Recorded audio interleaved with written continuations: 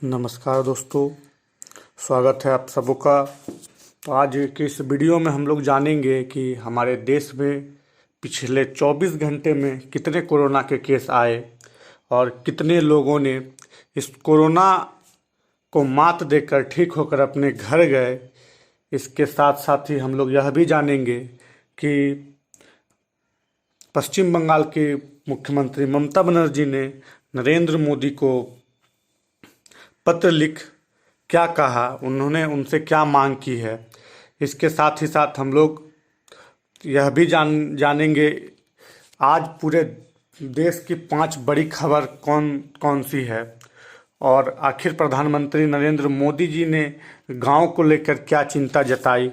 इस चीज़ को भी हम लोग इस वीडियो में देखेंगे। तो अगर आप लोगों ने हमारे इस चैनल को सब्सक्राइब नहीं किया है तो हमारे चैनल को सब्सक्राइब कर ले, ताकि आपको डेली जितने भी ब्रेकिंग न्यूज आए वो सबसे पहले हमारे माध्यम से आपके तक पहुँचे। तो चलिए आज का वीडियो स्टार्ट करते हैं। तो हमारी जो सबसे पहली जो बड़ी खबर है, प्रधानमंत्री मोदी को ममता बनर्जी ने लिखा पत्र, गहलोत ने भी ऑक्सीजन की आवंटन बढ़ाने की बात कही। तो पहली खबर, कोरोना महामारी के दौरान अप्रैल मई महीने में ऑक्सीजन की किल्लत की वजह से कई मरीजों की जान गई। अब यह संक्रमण गांव की तरफ बढ़ रहा है। ऐसे में राज्य ऑक्सीजन सप्लाई को लेकर बेहद चिंतित है। पश्चिम बंगाल की मुख्यमंत्री ममता बनर्जी ने पीएम मोदी को शुक्रवार को एक खत लिखा, जिसमें उन्होंने इसी मुद्दे को लेकर अपनी बात कही। उन्होंने पीएसए ऑक्सीजन प्लांट के संदर्भ में पीएम मोदी को याद दिलाते हुए कहा कि हमें बताया गया था कि हमें 70 पीएसए प्लांट दिए जाएंगे, लेकिन अब कहा जा रहा है कि पहले फेज में सिर्फ 4 प्लांट ही जाएंगे और बाकी प्लांट को लेकर कोई स्पष्टता नहीं है। पश्चिम बंगाल के मुख्यमंत्री ममता ने अपने शिकायती पत्र में प्लांट्स आवंटन को लेकर सवाल खड़ा करते हुए कहा, हमें बताया गया था कि हमें 70 पीएसए प्लांट मिलेंगे, लेकिन अब कहा जा रहा है कि पहले चरण में हमें 4 ही प्लांट मिलेंगे, बाकी प्लांट के बारे में कुछ भी स्पष्टता के तौर पर नहीं बताया जा रहा है। राजस्थान सरकार ने भी लिखा पत्र। वहीं राजस्थान की अशोक गहलोत सरकार ने भी पीएम मोदी को खत लिखा है। उन्होंने बताया कि एक्टिव केसों के मामले में राजस्थान चौथे सबसे अधिक प्रभावित राज्य है। यहाँ पर 2,11,000 एक्टिव केस कोरोना के हैं, जो देश के कुल एक्टिव मामलों का 5.72% है। वर्तमान में प्रदेश में 435 मीट्रिक टन ऑक्सीजन का आवंटन है। इसमें 125 मीट्रिक टन एएसयू है। कुल मिलाकर हालत बेहद नाजुक है। गहलोत ने लिखा, स्थिति बेहद गंभीर है क्योंकि पहले से बर्नपुर और कलिंगनगर से आवंटित ऑक्सीजन के 100 टन ऑक्सीजन को उठाने में दिक्कत आ रही है और पूरी कोशिश के बावजूद इस कोटे का हम पर्याप्त उपयोग नहीं कर पा रहे हैं। उन्होंने लिखा, मेरा विनम्र आग्रह है जामनगर और हजीरा से ऑक्सीजन कोटे के आवंटन को शीघ्र रिवाइज किया जाए, क्योंकि कई राज्यों में सक्रिय केसों में कमी आई है। साथ ही आयातित ऑक्सीजन का शीघ्र अधिक आवंटन किया जाए। दोस्तों, दूसरी जो खबर है वो गांव में मिले 100 की एसआईटी से जांच के लिए सुप्रीम कोर्ट से मांग।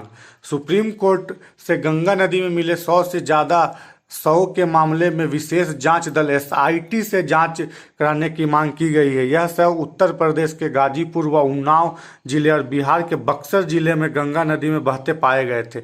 याचिका में इन लोगों की मौत का कारण जानने के लिए राज्य सरकार को निर्देश देने का आग्रह शीर्ष अदालत से किया गया। 2 वकील प्रदीप यादव और विशाल ठाकुर की तरफ से यह याचिका में कहा गया कि राज्य सरकारों को इन 100 का पोस्टमार्टम करने का निर्देश दिया जाना चाहिए। यदि गंगा नदी में मिले 100 कोरोना संक्रमित के हैं तो इसमें लोगों में संक्रमण फैलने का खतरा है, क्योंकि कई शहरों के लिए गंगा नदी का पानी पेयजल का स्रोत है। तो दोस्तों, तीसरी जो हमारी खबर है, गांव में तेजी से फैल रहा है कोरोना। प्रधानमंत्री नरेंद्र मोदी ने शुक्रवार को कहा कि कोरोना विषाणु महामारी अब देश के ग्रामीण इलाकों में तेजी से पांव पसार रहा है। इसके मद्देनजर उन्होंने लोगों से मास्क पहनने और उचित दूरी का पालन करने सहित बचाव के उपयोग का अनुसरण करने का आग्रह किया। कोरोना संक्रमण से अब तक देश में करीब 2,62,060 लाख से अधिक लोगों की मृत्यु हो चुकी है। कोरोना महामारी को एक अदृश्य दुश्मन करार देते हुए मोदी ने कहा कि सरकार इस महामारी की दूसरी लहर से मुकाबले के लिए युद्ध स्तर पर कार्यरत है। उन्होंने भरोसा जताया कि देश इस लड़ाई से में विजय हासिल करेगा। प्रधानमंत्री किसान सम्मान निधि योजना के तहत आर्थिक लाभ की 8वीं किस्त जारी करने के बाद वीडियो कॉन्फ्रेंस से आयोजित एक कार्यक्रम को प्रधानमंत्री ने संबोधित करते हुए कोविड-19 संक्रमण को लेकर अपनी चिंता जताई। तो दोस्तों, चौथी जो हम लोग की बड़ी खबर है, कोरोना में भारत में कोरोना की स्थिति चिंताजनक। WHO के चीफ ने यह चिंता जताई है। WHO प्रमुख ने कहा कि यहाँ कई राज्यों में संक्रमण के चिंतित करने वाली संख्याएं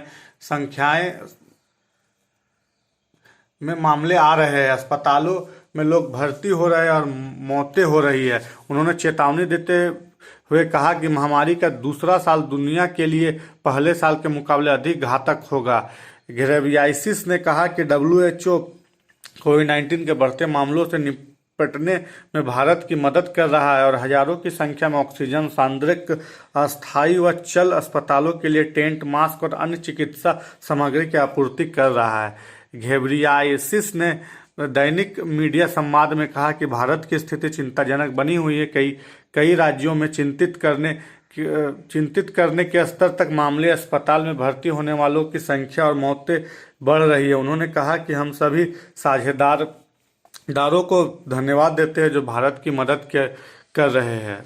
हमारी 5वीं जो बड़ी खबर है और आखिरी जो सबसे बड़ी खबर है, बीते 24 घंटे में 3,42,000 कोरोना के केस सामने आए हैं और 3,44,000 लोगों ने कोरोना से जंग जीत लिया।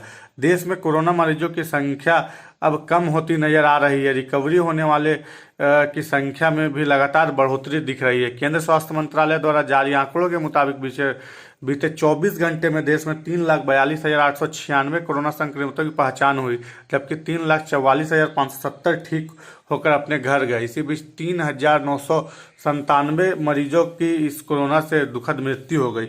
इस महीने ऐसी तीसरी बार हुई जब नए मरीजों से ज़्यादा ठीक हुए हैं।